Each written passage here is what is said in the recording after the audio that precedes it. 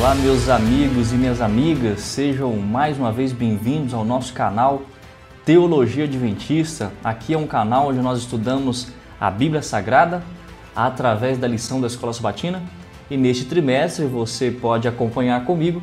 Estamos estudando o livro de Êxodo e nessa semana já estamos na lição de número 11, que tem como título principal a apostasia e a intercessão. Você é convidado comigo a viajar pelas páginas sagradas e extrairmos o melhor conteúdo que tem nessa lição. Conseguimos perceber a essência, entendemos o objetivo central do que o autor quis passar para nós na lição dessa semana. Iremos perceber e entender o exemplo desse grande líder que Deus levantou, que era Moisés, e percebemos e conseguimos também buscar em Deus ter o caráter deste homem, sendo um homem de intercessão, capaz de se doar pela salvação dos outros. Você está preparado? Vamos então para o estudo número 11 e eu convido você para acompanhar comigo o estudo aqui no mapa mental. Então nós temos aí a lição no mapa mental, lição 11, apostasia e intercessão, é o título da nossa lição. O objetivo central da lição dessa semana é mostrar o perigo da idolatria e da apostasia, exemplificados pelo episódio do bezerro de ouro, e destacar a importância da fé, da obediência e da intercessão, como a de Moisés, para buscar o perdão e a restauração com Deus. Ensina-se a confiar somente em Deus e evitar substituir a verdadeira adoração por falsos ídolos. Então esse é o foco principal da lição que o autor quer passar para nós. Nós precisamos entender que a idolatria nos leva à apostasia. Satisfazer os desejos do coração é o mesmo que se afastar cada vez mais de Deus. Porque quanto mais perto do pecado eu me encontro, mais longe de Deus eu também me encontrarei. Porque Isaías 59, verso 2, vai nos dizer claramente que os nossos pecados, as nossas iniquidades, fazem separação entre nós e o nosso Deus. Por quê?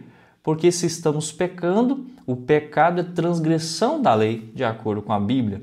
E se o pecado é transgressão da lei, a lei ela é a expressão do caráter de Deus. Se nós queremos ser mais semelhantes a Deus, precisamos guardar os seus mandamentos e viver em obediência, em amor espontâneo. Agora, quando nós estamos em pecado, estamos totalmente o oposto disso e mais longe de Deus. Agora, quanto mais próximo de Deus eu me achego, mais longe do pecado eu ficarei.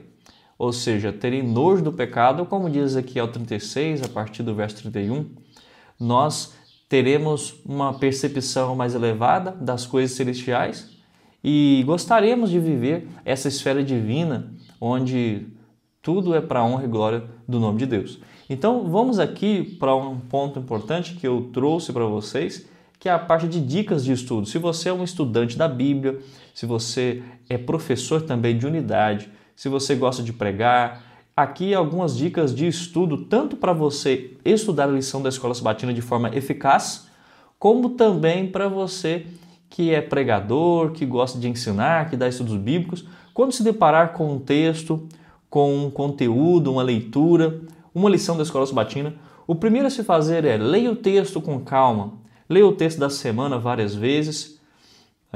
Por exemplo, o texto base dessa semana nós temos Êxodo 32. Então leia o capítulo várias vezes até entender o contexto por si só.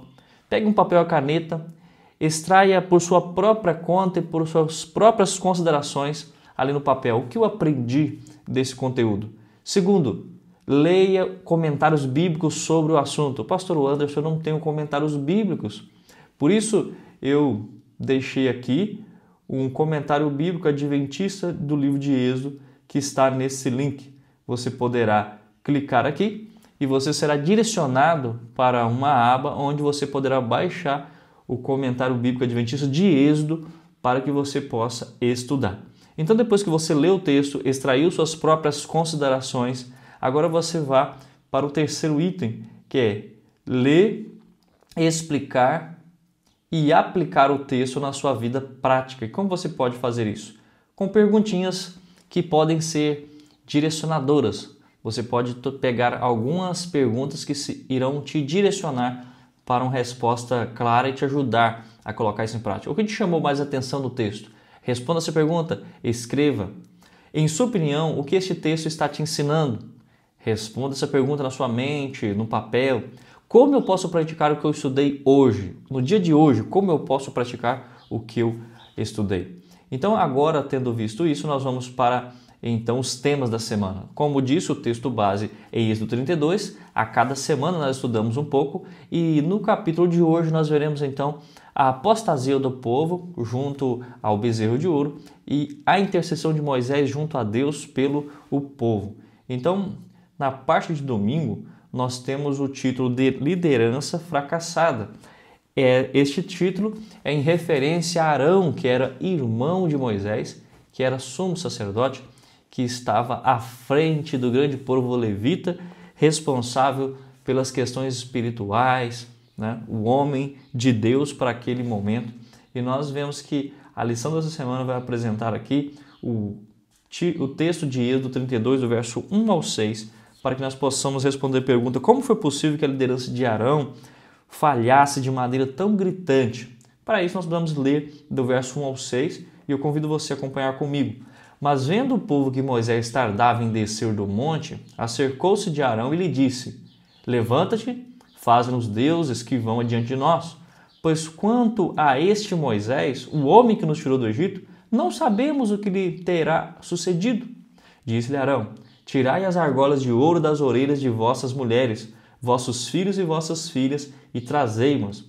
Então todo o povo tirou das orelhas as argolas e as trouxe a Arão. Este, recebendo das suas mãos, trabalhou o ouro com o burril e fez dele um bezerro fundido. Então disseram: são estes, ó Israel, os teus deuses, que te tiraram da terra do Egito.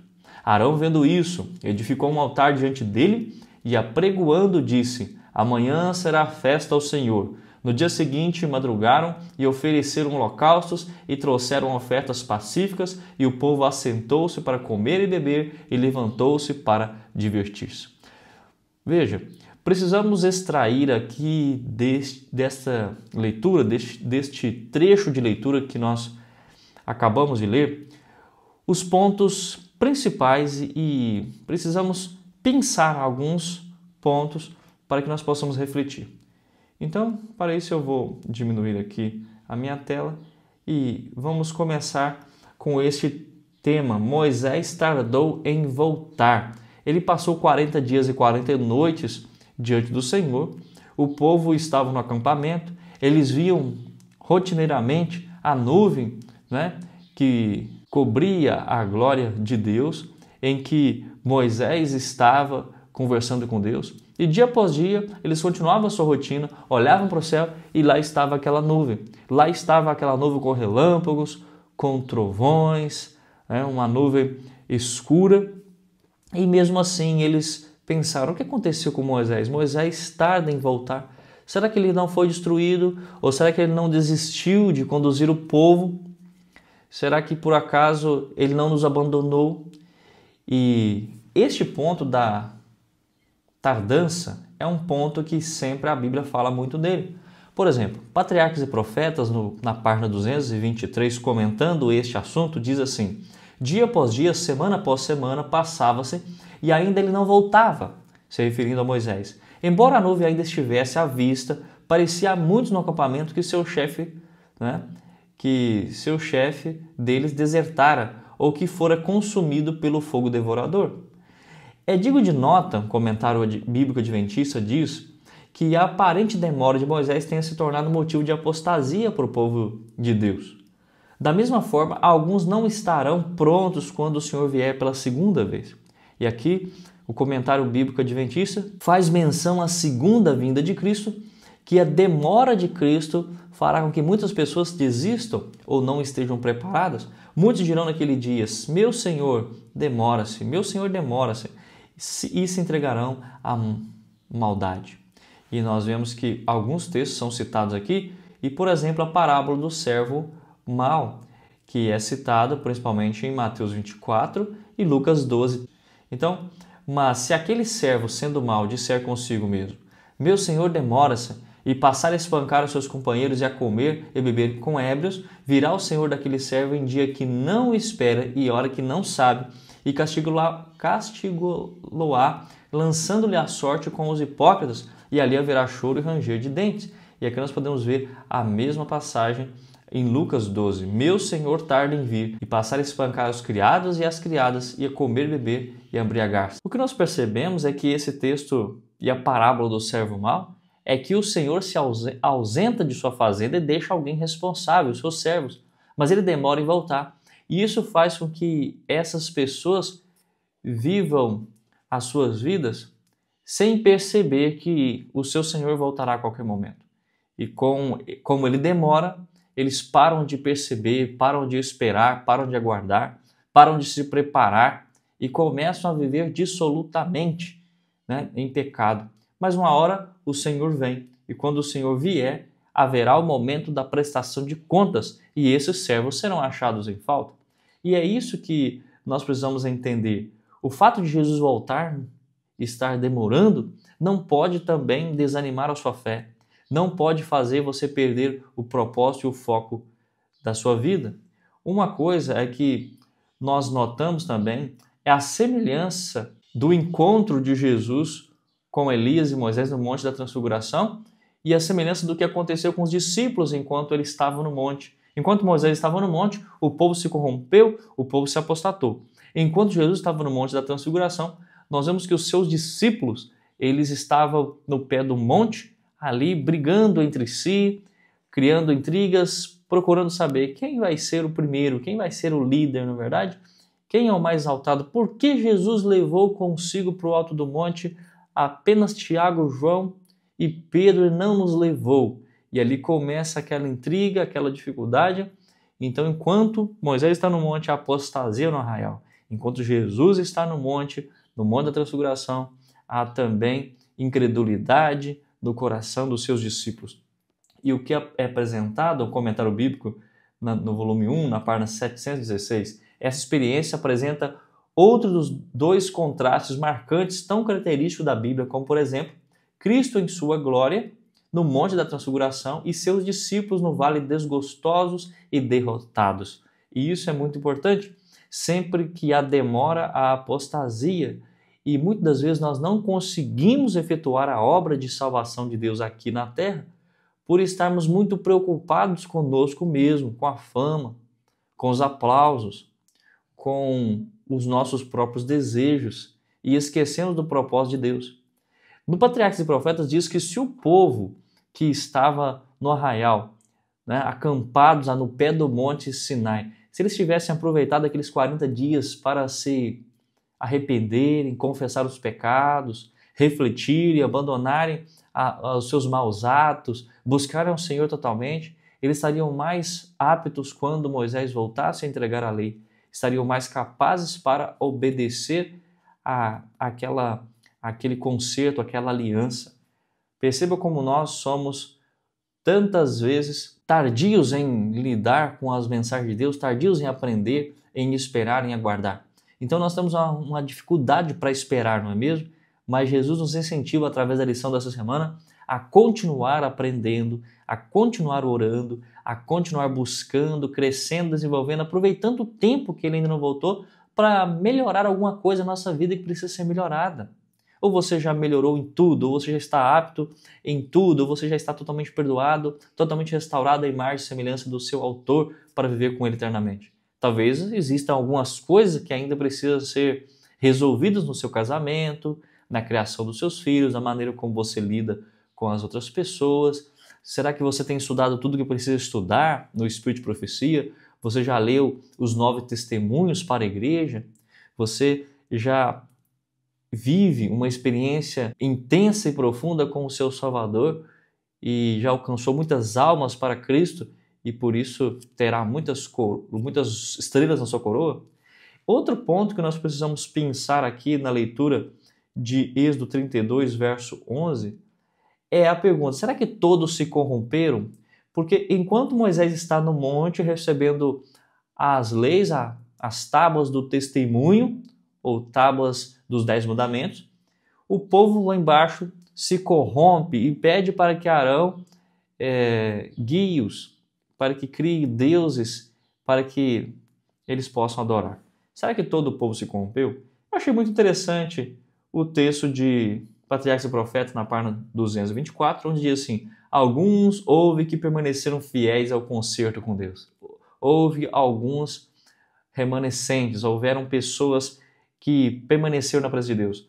Mas a maior parte do povo aderiu à apostasia, a maior parte irá se perder. A Bíblia diz que a maioria serão dos ímpios, que serão como a areia do mar.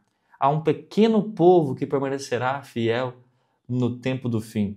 Uns poucos que se arriscaram a denunciar a proposta e execução da imagem como sendo idolatria, foram atacados, rudemente tratados e na confusão e agitação perderam finalmente a vida. Olhem só, pessoas permaneceram do lado que é correto e isso lhes custou a própria vida, porque eles se arriscaram a denunciar o erro. Como diz no livro Educação, Deus precisa de homens e mulheres que sejam íntegros e retos, né? Que não se compram e não se vendam, que sejam capazes de chamar o pecado pelo seu nome exato. Homens e mulheres que sejam tão fiéis ao dever, assim como a bússola é ao polo. Homens que permaneçam fiéis e firmes pelo que é reto, ainda que caiam os céus. E é isso que esses homens, essas mulheres que arriscaram denunciar a proposta da execução daquela imagem fizeram. Eles foram contra a idolatria, mas por isso eles foram atacados, eles foram perseguidos e finalmente mortos. Mas eles morreram no caminho do Senhor.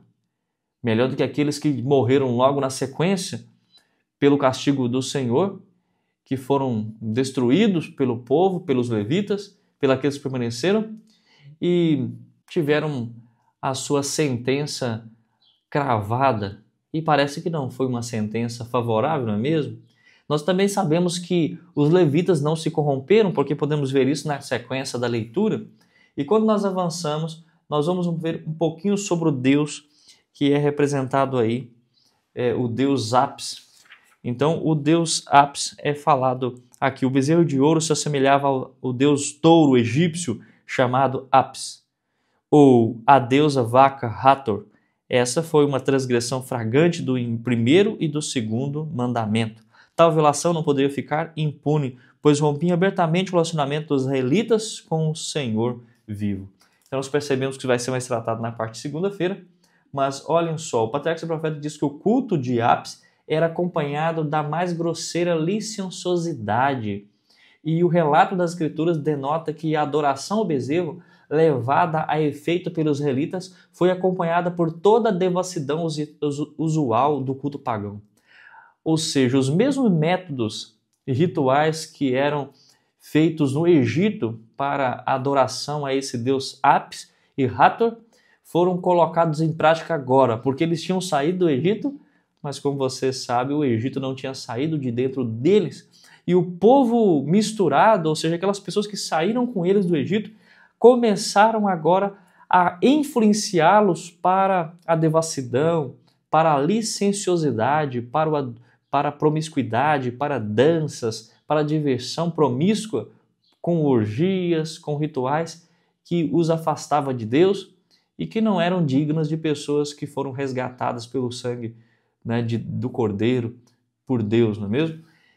E nós vemos então que, tendo completado esse ponto, nós podemos ir agora para a pergunta 1, aqui da parte de domingo, que tem a seguinte questão: como foi possível que a liderança de Arão falhasse de maneira tão gritante? O Patriarca e Profeta diz que Arão temia pela sua própria segurança, pela sua própria vida, e em vez de manter-se nobremente pela honra de Deus, ele rendeu-se às exigências da multidão. E Arão vilmente permitiu-se que fizesse esse insulto a Jeová.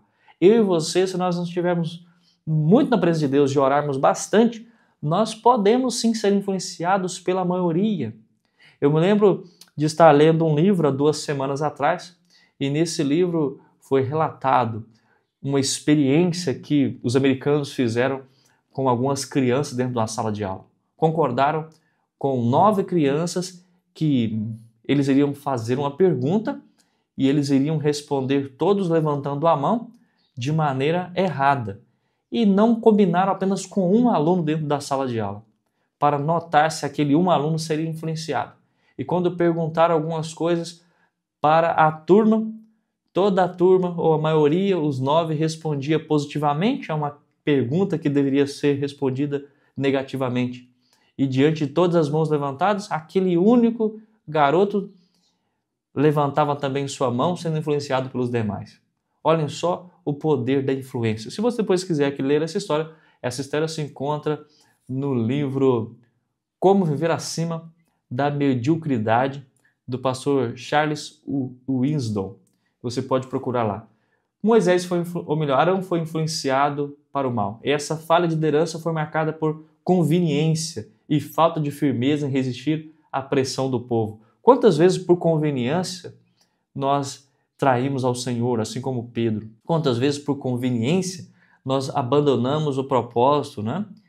E aqui diz que Arão, mostrando uma fraqueza humana diante do desafio da tentação da idolatria, ele fraquejou. Então essa foi a resposta para a pergunta 1. Nós podemos ir agora para a segunda, cujo título é Idolatria e o Mal.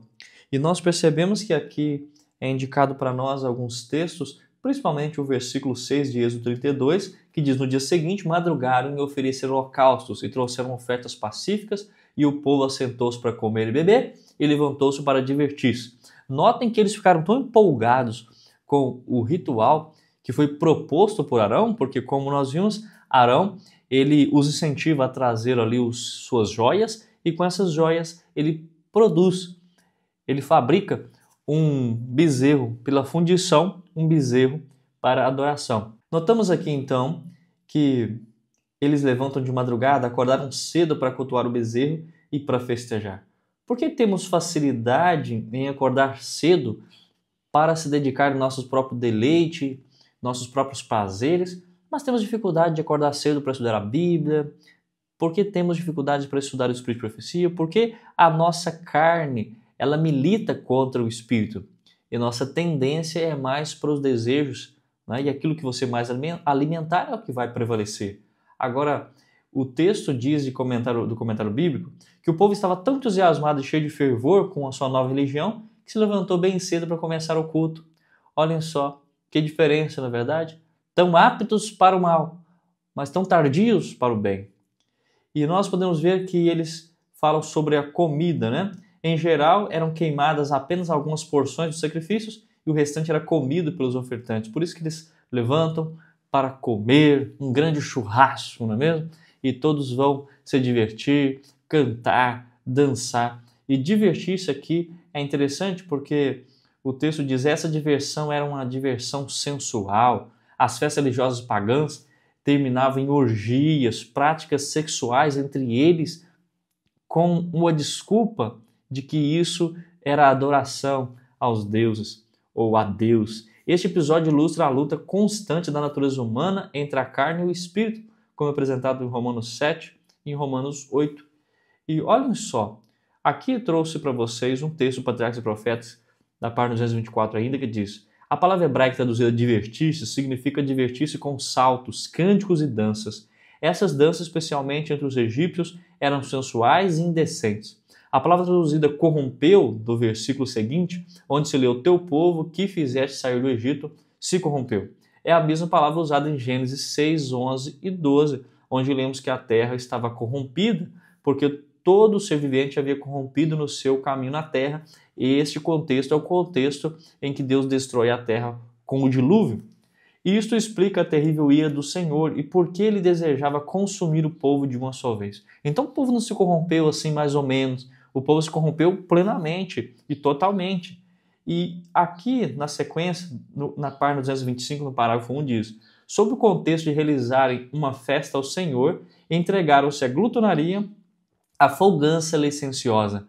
Preste atenção que eles estavam com um bezerro de ouro que fazia referência ao deus egípcio, mas ao mesmo tempo estava com isso querendo oferecer sacrifício ao Senhor e adorar ao Senhor. Era uma festa ao Senhor.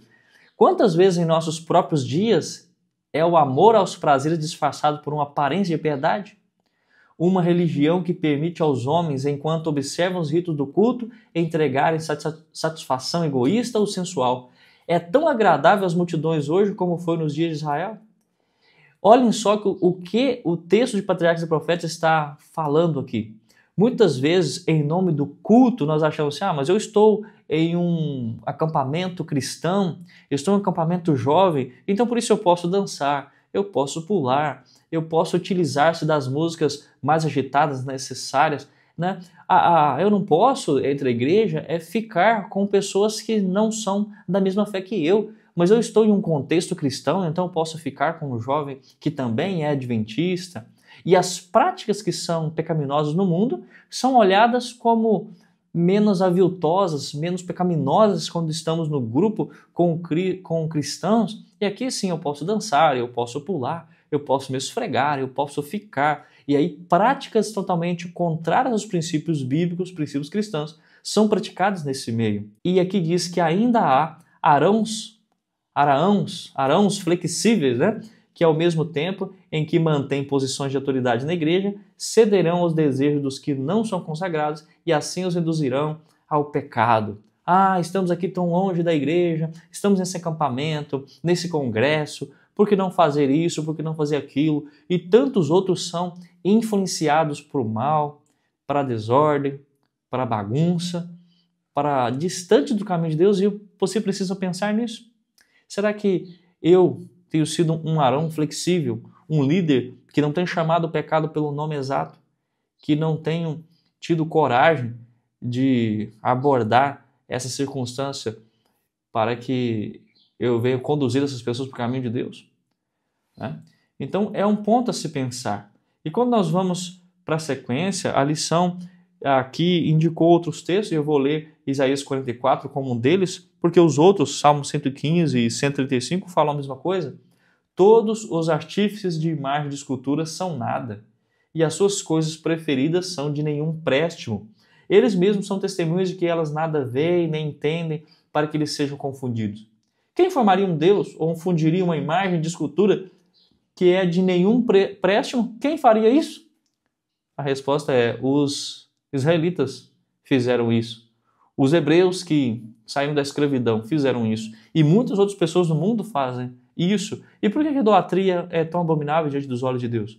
Porque é você apequenar a Deus e diminuir a obra do Senhor de salvação a um ídolo de barro, de pedra, a algo que é inanimado, que não pode abençoar, que não pode ouvir, que não pode ver, que não pode transferir e nem perdoar os pecados, que não pode tirar de você a culpa, ou seja, adorando a criatura em lugar do Criador, como diz em Romanos capítulo 1. E aí a pergunta 1 vai dizer quais foram as consequências da idolatria dos israelitas, e nós podemos dizer, olha, em resumo, as consequências da idolatria dos israelitas incluíram a quebra da aliança com Deus. Aquela aliança que eles tinham dito 3 vezes, nós obedeceremos, tudo o que o Senhor falou faremos. Julgamento de muitos e morte de muitos, como você pode ler no contexto do capítulo 32, onde Moisés desce do monte, ele chama aqueles que permaneceram, né, e eles atacam contra aqueles que permaneceram do lado do errado e matam. Além do reconhecimento claro na Escritura de que os ídolos são inúteis, impotentes e levam ao afastamento do Deus verdadeiro, que é o único digno de adoração. A idolatria, meus irmãos, ela é impotente. Muitas vezes a idolatria é uma tentativa de querermos satisfazer os nossos próprios desejos e ainda assim dizermos que estamos cultuando alguém. Eu posso fazer o que eu quiser, mas eu vou ali depois, eu me ajoelho durante aquela estátua, eu presto aqui as homenagens, os rituais, eu participo deste culto religioso, mas eu sou apenas religioso, não sou cristão na prática. E com isso eu acho que eu vou resolver a circunstância. Eu falo palavras mágicas que vão reverter a minha situação diante dos céus. E eu poderei continuar pecando, mas eu serei encomendado, a minha alma, a minha salvação será encomendada por esses rituais. E isso não é verdade? Porque isso, na verdade, se afasta-nos do Deus verdadeiro, que é o único digno de adoração. Nós podemos ler também a pergunta 3, que diz: de que maneira a apostasia do bezerro de ouro reflete o que está escrito em Romanos 1, 22 e 27? A apostasia do bezerro de ouro reflete Romanos 1, 22 e 27, porque o povo trocou a glória de Deus que é o Criador, por um ídolo feito em semelhança humana, trocando a verdade por mentira, como Paulo explica. E essa ação, meus irmãos, revela a decência humana, ou melhor, revela a tendência humana de rejeitar a Deus para adorar o criado, trazendo consequências negativas espirituais, exemplificando a queda moral, o distanciamento de Deus, descrito em Romanos. Passamos a adorar ídolos que são buscados ao nosso bel prazer, e com isso passamos a ser pessoas mais ingratas, mais ignorantes, mais brutas, com coração mais duro, mais apto a fazer o que é mal, mesmo. Então agora nós podemos ir para a parte de terça-feira, e a parte de terça-feira tem o título Corrompidos pela Idolatria. Como nós já dizíamos, o povo começou a se corromper. E o texto aqui, 32, verso 7. Então disse o Senhor a Moisés: vai, desce, porque o teu povo que fizeste sair do Egito se corrompeu. Olhem só como Deus se pronuncia, o teu povo. Ele não diz o meu povo, mas diz o teu povo, como quem querendo exemplificar, olha, esse povo não é meu, porque ele não quer fazer minha vontade, né? E o verso 8, depressa se desviou do caminho que lhe havia eu ordenado. Fez parecer um bezerro fundido e o adorou, e lhe sacrificou e diz, são estes, ó Israel, os teus deuses que tirou da terra do Egito. Então, ele diz o teu povo. Deus declarou Israel, já não falava dele como meu povo. Eles haviam quebrado a aliança com ele e se separado de seu cuidado e guia. O ódio ao pecado é inerente ao caráter divino e Deus ama o pecador, mas ele odeia o pecado, como diz um comentário bíblico aqui na página 717. E é um ponto interessante. Um comentário que a lição fez aqui no parágrafo 4 diz que o que colocamos no lugar de Cristo pode ser de diferentes formatos, mas isso constitui-se um ídolo. E aqui exemplifica alguns pontos, né? O orgulho pode ser o meu ídolo, o seu ídolo, o egocentrismo, o dinheiro, o poder, o sexo, a comida, a televisão, as redes sociais, né? As drogas, o álcool, os pensamentos impuros podem ser meus ídolos. Pornografia, prazeres, trabalho, esportes, família, videogames, filmes, compras, ideologias, política, música, posição social, títulos, diplomas e assim por diante. A lista praticamente não tem fim do que pode ser ídolos em nossa vida, não é? E nós então nos tornamos aquilo que contemplamos. E aqui muitas vezes nós nos perguntamos por que Israel era tão ingênuo e incorrigível quando se envolvia em adoração a ídolos. Nós então passamos a perceber que nós também não estamos livres da idolatria. Tudo pode ser para nós um ídolo, se nós colocarmos isso no lugar de Deus em primeiro lugar. Então também precisamos tomar cuidado, precisamos buscar reforçar a nossa identidade como filhos de Deus e não filhos do maligno, filhos da luz e não das trevas. E a pergunta 4 diz, por que Deus enviou Moisés de volta ao acampamento de Israel? Porque o povo se corrompeu e era necessária uma intervenção. Moisés era o único líder que precisava descer e intervir entre o povo, já que alguns tentaram impedir, mas foram mortos, né, como vimos no texto anterior. Moisés deveria descer e ver e lidar com a rebelião. E aqui eu coloquei novamente aquele texto onde diz que uns poucos se arriscaram a denunciar a proposta, mas finalmente na agitação eles perderam a sua vida. Então, para isso, Moisés foi enviado por Deus para o acampamento. E na parte da quarta-feira, podemos ver o título agora, A Justa Ira de Deus. Deus é justo? Sim. Deus é perdão? Sim. Deus é misericórdia? Deus é amor? Sim. Mas a justiça de Deus, ela também está totalmente conectada com o amor de Deus. É porque Deus é amor que ele é a justiça. E essas coisas, elas se coadunam, essas coisas estão relativamente interligadas. O texto que nós iremos ler é Êxodo 32, verso 9 a 29, mas não iremos ler completamente o texto, eu vou aqui limitar ou delimitar algumas partes. Por exemplo, o verso 9 e 10 que fala da ira de Deus. O verso 9 diz, disse mais o Senhor a Moisés, tenho visto este povo e eis que é povo de dura serviço. O que é ser uma pessoa de dura serviço? Vamos analisar daqui a pouco. Agora, pois, deixe-me para que se acenda contra eles o meu furor, a ira, né? E eu os consuma, e de ti farei uma grande nação. Vamos entender aqui o que é, então, dura serviço. Dura serviço caracteriza um povo indiferente como um boi teimoso, obstinado. A Bíblia Andrews traz essa definição na página 118, e temos os textos aqui citados pela Bíblia Andrews, a Bíblia de Estudo Andrews, Jeremias 7, 17 e 29. Eu coloquei esses textos aqui na tela, onde fala dura serviço, endureceste a serviço, endureceste a serviço. Você pode depois pausar e ler os textos com calma. O que significa isso? A expressão dura serviço na Bíblia significa ser teimoso, obstinado, orgulhoso, difícil de obedecer ou controlar. Literalmente, cerviz é parte posterior do pescoço. Dura cerviz descreve alguém que tem o pescoço duro. Em outras palavras, Deus estava chamando o povo de povo do pescoço duro, ou rígido, que não se dobra facilmente à autoridade e orientação. Na antiguidade, meus irmãos, a expressão se aplica a bois que resistiam a ser conduzidos pelo cabresto, simbolizando pessoas ou povos que resistiam ou que resistem à liderança de Deus e se recusam a mudar suas atitudes. Isso, então, que é ser dura cerviz.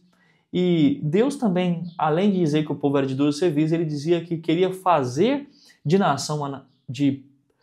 Moisés uma nação. Por quê? Porque assim como ele destruiu no passado todas as pessoas que o corromperam, ele queria também destruir todo aquele povo e fazer uma nação através de Moisés.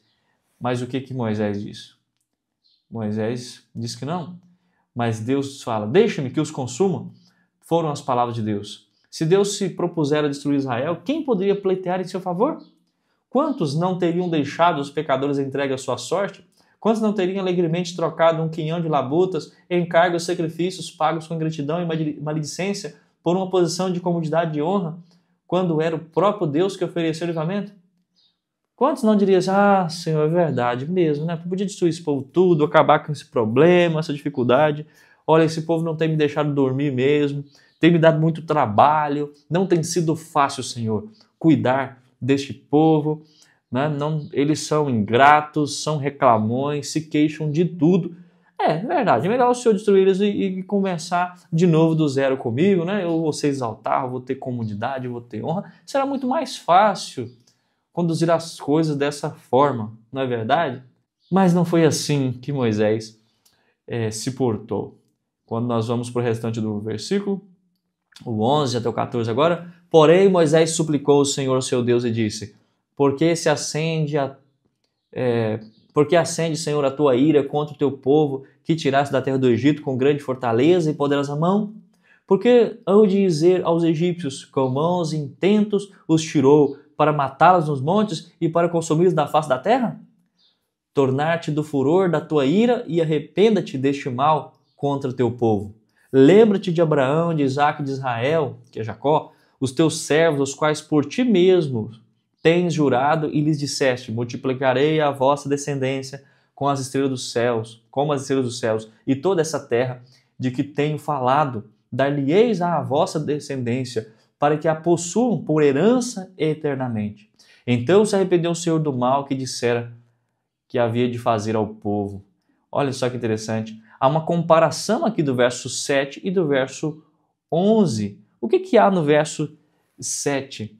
Nós temos um ponto importante. Moisés respondeu que Israel ainda era o povo de Deus e não o seu povo, né? No verso 7, Deus tinha dito, esse é o seu povo, né? E esse é o seu povo.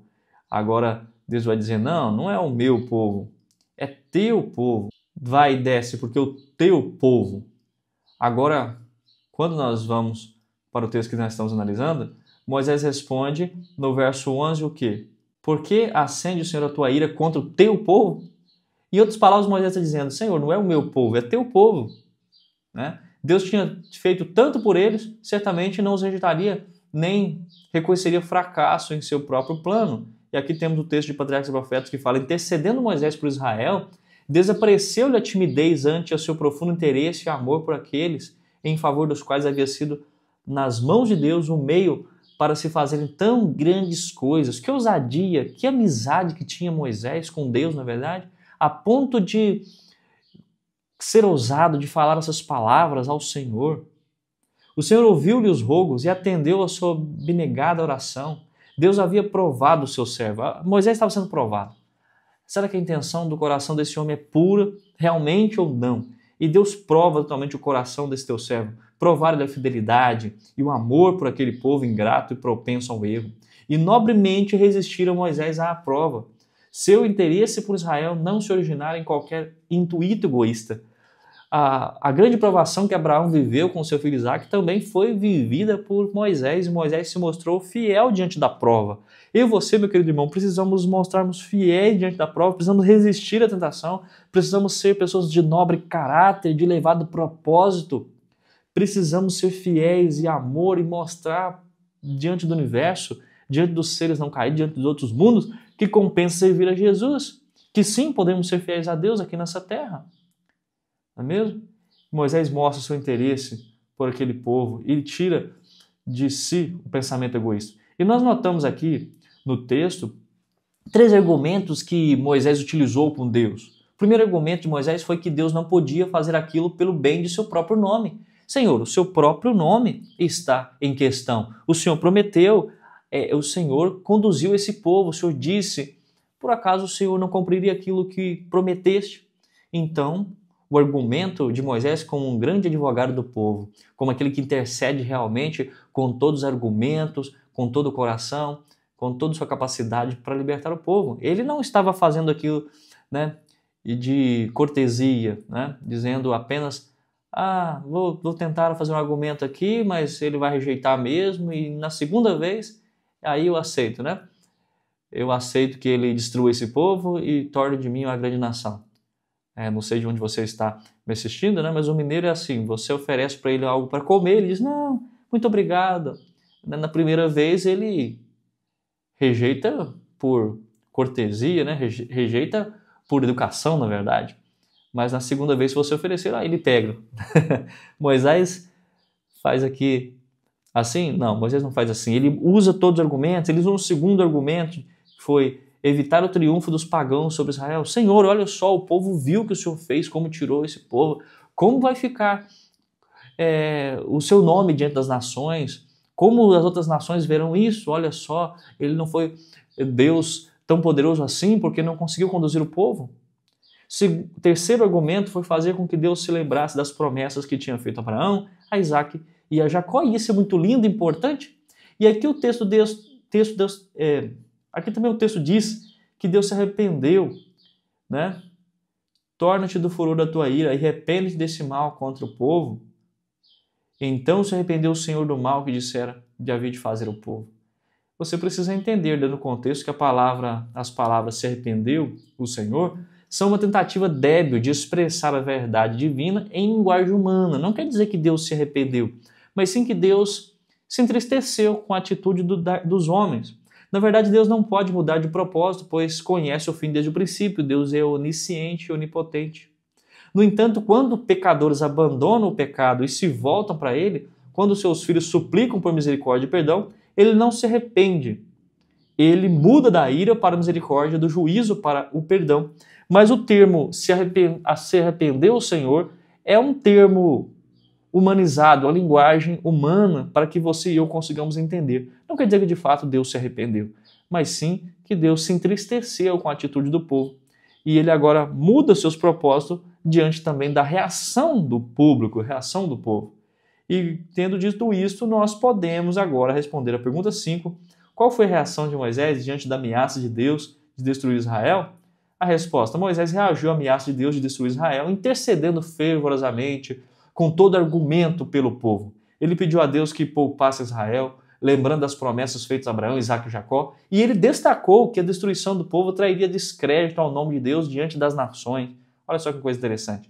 Agora sim nós podemos para a parte de quinta-feira, que tem como título intercessão. Até que ponto Moisés chegou em sua oração intercessória pelos pecadores? Ele foi até o limite, né? Até o ponto máximo. E nós vamos ler o verso 30 a 33, que diz: No dia seguinte disse Moisés ao povo: Vós cometeste grande pecado. Agora, porém, subirei ao Senhor e porventura farei propiciação pelos vossos pecados, ou pelo vosso pecado. Tornou Moisés ao Senhor e disse: Ora, o povo cometeu grande pecado, fazendo para si deuses de ouro. Agora, pois, perdoa-lhe o pecado, ou senão risca-me, peço do livro que escreveste. Então disse o Senhor a Moisés: Riscarei do meu livro todo aquele que pecar contra mim. Aqui nós podemos ver a verdadeira liderança. Que verdadeira liderança?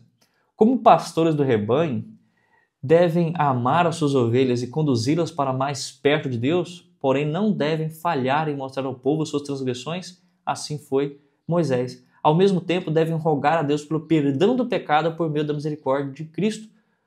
Nós vemos que Jesus ensinou que o bom pastor dá vida pelas ovelhas, deixa 99 no aprisco e vai atrás daquela uma que se perdeu, encontra ferida, machucada, cheia de lama, e ele coloca ela nos ombros e traz para casa com amor. Assim também o bom pastor é representado aqui por Moisés, uma liderança verdadeira que vai atrás daqueles que se perdeu. Ele tem o propósito de resgatar, de redimir, de restaurar aquela pessoa e não somente de disciplinar. O pastor disciplina a ovelha, sim, mas ele tem um propósito primário, que é levar essas pessoas a obterem o perdão de Deus, a serem regeneradas, a serem reconquistados pelo reino do Senhor. Ele não falha em mostrar ao povo o seu pecado. Ele mostra o seu pecado, mas ele também mostra a solução. Ele se submete ao dano próprio em função de salvar outros. O comentário bíblico diz: ofereceu-se para carregar a culpa a fim de assegurar o perdão para eles. É por isso que aqui Moisés é um tipo de Cristo. Cristo ofereceu-se para carregar os nossos pecados. Os pecados de todos nós foram levados sobre ele na cruz do Calvário para que nós obtivéssemos a eterna redenção. Moisés é um tipo de bom pastor que deu sua vida pelas ovelhas, que foi cortado da terra dos viventes por causa da transgressão do seu povo, assim como Jesus em Isaías 53, 8, Daniel 9, 26, comentário bíblico, volume 1, página 720. Agora, outro ponto, nós podemos ler aqui alguns aspectos práticos para uma intercessão eficaz. Primeiro, faça uma lista com nomes. Como eu posso colocar em prática a intercessão, pastor Anderson? A intercessão na prática, no dia a dia. Faça uma lista com o nome das pessoas, Houve no passado pessoas que fixavam o Espírito sobre alma após alma, dizendo: Senhor, ajude-nos a salvar esta alma. Agora, no entanto, no tempo atual, tais exemplos são raros. Quantos procedem como se avaliassem o perigo dos pecadores? E isso é o que a irmã Ellen White diz no livro Obreiros Evangélicos, página 65. No passado, as pessoas tinham mais dedicação para orar pelo seu próximo, para lutar, para salvar almas através da oração. Mas quão fracos nós temos nos tornados hoje no que diz respeito à oração intercessória? Quão raro tem sido hoje pessoas que seguem esse exemplo de oração. E aí você agora, em segundo, ore de forma específica por cada pessoa. E aqui você pode orar por essas pessoas, depois de colocar o nome dessas pessoas que estão no seu círculo de amizades em um papel, você pode orar: Senhor, que o Senhor guie essas pessoas para si, que elas busquem conhecer a Deus, que elas creiam na palavra de Deus, que Satanás seja impedido de cegá-las para a verdade, que o Espírito Santo trabalhe nelas, que elas se afastem do pecado, que elas creem em Cristo como Salvador, que elas obedeçam a Cristo como seu Senhor, que elas fixem raízes e fixem em Cristo, que permaneçam em Cristo, que é a videira. E assim você pode colocar em prática a intercessão e a oração intercessória e ela será mais eficaz. E a pergunta 6. Até que ponto Moisés chegou em sua oração intercessória pelos pecadores? Nós podemos responder: Moisés intercedeu pelo povo pedindo a Deus que não os destruísse. Lembrando das promessas feitas aos patriarcas ao ver a idolatria, ele repreendeu o povo e ordenou a punição dos idólatras, buscando restaurar a santidade de Israel diante de Deus. Senhor, se o Senhor não for perdoar esse povo, pode riscar o meu nome do livro da vida. E Deus diz: olha, eu vou riscar o nome daqueles que pecarem contra mim. Daqueles que pecarem e não abandonarem o pecado, que não sentirem tristeza pelo pecado, que não mostrarem a sua vida posteriormente, que realmente sentiram o pavor daquele pecado e o abandonaram. Esses eu vou riscar do meu nome, vou riscar do livro da vida. Então, olhem só, Moisés estava disposto a interceder pelo povo até, se isso fosse necessário ter dano próprio, ele estava disposto a perder a sua salvação para salvar aquele povo. E ele intercede com todos os seus argumentos, com todas as suas forças, porque ele queria salvar aquelas pessoas. Nas considerações finais, nós podemos pegar como base o texto de Êxodo 32, verso 33, que diz: Então disse o Senhor a Moisés: Riscarei do meu livro todo aquele que pecar contra mim. Que pontos podemos ver aqui? O pecado não se explica. Pecado se paga. Pecado não se explica porque, se pudesse ser explicado, seria como tentar encontrar uma desculpa para ele. Seria como dizer que ele é necessário, mas o pecado não é necessário. Ele é totalmente chamado na Bíblia de mistério da iniquidade, porque não há como entender como o pecado surgiu no coração de um ser perfeito que existia em um lugar perfeito. Ao confessar nossos pecados, meus irmãos, nós devemos lutar para abandoná-lo com a ajuda de Deus. É por isso que existe juízo investigativo, para mostrar para o universo de que a pessoa se arrependeu, os seus pecados estão no livro das iniquidades anotados, mas o seu nome está escrito no livro da vida. Não pode haver contradição, como essa pessoa é de Deus, tem um nome no livro da vida e ao mesmo tempo tem o nome no livro das iniquidades. Se essa pessoa se arrepende e abandona esse pecado, o nome é riscado no livro da iniquidade, mas é confirmado no livro da vida. Agora, se essa pessoa pede perdão, mas na segunda, terceira, quarta, quinta vez ele continua a praticar o mesmo pecado, é demonstrado diante do universo, pelo aquilo que está escrito no livro das iniquidades, de que essa pessoa nunca abandonou esse pecado, ou seja, ele nunca se arrependeu dele. Então agora, no final do juízo investigativo, esse nome será riscado do livro da vida e será confirmado no livro da iniquidade. E Deus então saberá quem de fato é justo e quem de fato é ímpio, para que ele possa buscar. Se pedimos perdão e continuarmos na prática deliberada deste pecado, nossas ações evidenciarão que não estamos arrependidos de fato. Ao notar a misericórdia de Deus contigo, seja também misericordioso com os outros da mesma forma. Nós não podemos ser pecadores ao ponto de querer que a misericórdia seja para mim, mas quando a misericórdia é estendida para o meu amigo, pelo meu irmão, eu falo assim, nossa, não podia ser assim? Ele precisava, pagar pelo que ele fez? Ou quando alguém se arrepende, achamos que o arrependimento não é verdadeiro? Isso não podemos mensurar, porque é só Deus que analisa o coração. Então seja misericordioso, assim como Deus tem sido misericordioso com você.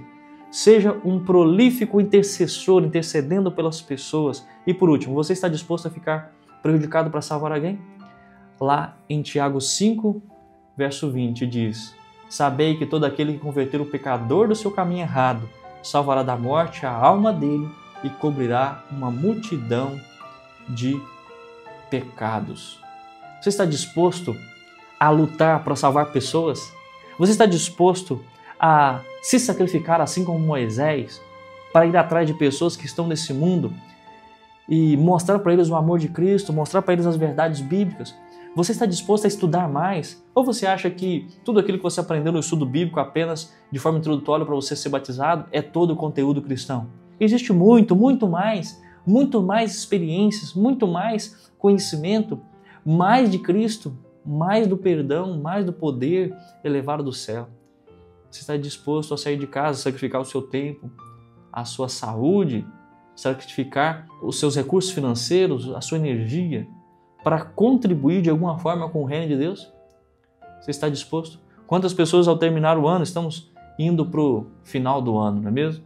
E aqui começam as reuniões de comissões e o pastor muitas vezes convida você a ter uma função na igreja para desempenhar o trabalho por Deus.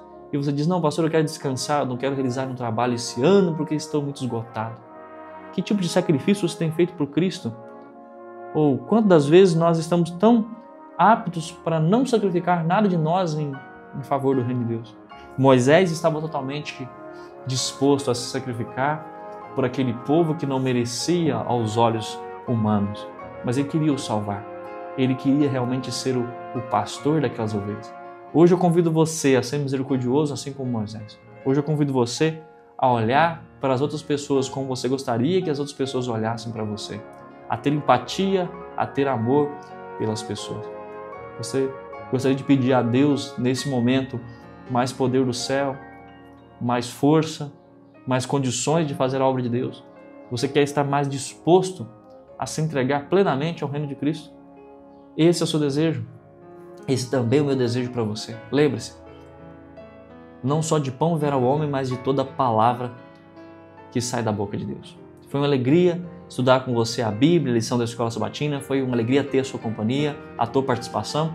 E lembre-se, nós voltaremos a estudar juntos na semana que vem. Até o próximo estudo.